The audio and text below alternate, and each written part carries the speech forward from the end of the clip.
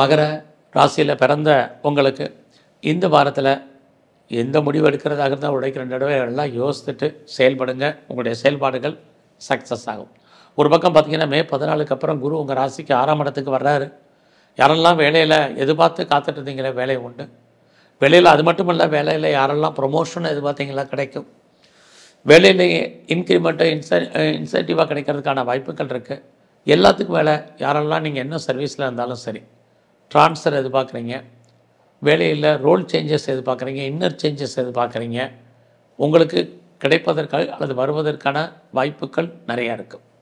இந்த வாரத்தில் உங்களுடைய பொருளாதார நிலைகளை பார்க்குற போது வருமானங்கள் இருக்குது, செலவுகளும் அதிகரிப்பதற்கான வாய்ப்பு நிறையா உண்டு.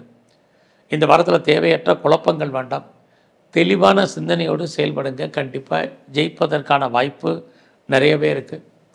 நீங்கள் பிஸ்னஸ் பண்ணிங்கன்னா உங்களுக்கு இந்த வாரம் பிஸ்னஸ் நார்மல். தொழில் தகராறு, தொழில் நிச்சயமற்ற தன்மை. உங்களுக்கு தொழில் இல்லாமல் விட்டு விட்டு நடக்கும். ஸோ பெருசாக கெயின் கிடைக்கும் பிஸ்னஸில் அப்படிங்கிறது இல்லை. உங்களுடைய மன வாழ்க்கையுமே இந்த வாரம் சுமாராகவே இருக்குது.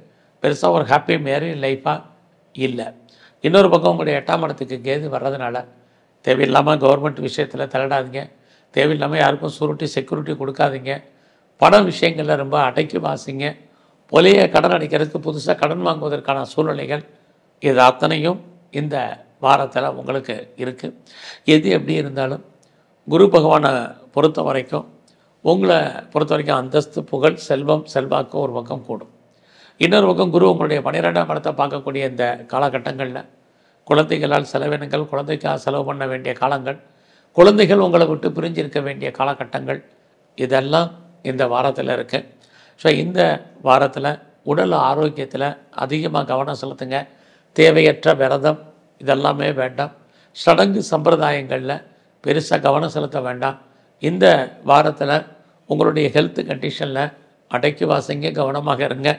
இந்த வாரம் முழுவதுமே நீங்கள் விநாயகரையும், குறிப்பாக இனி வருங்காலங்களில் எங்கெல்லாம் சித்தர்கள் ஜீவ சமாதி இருக்கோ அதை வழிபாடு பண்ணுங்கள்.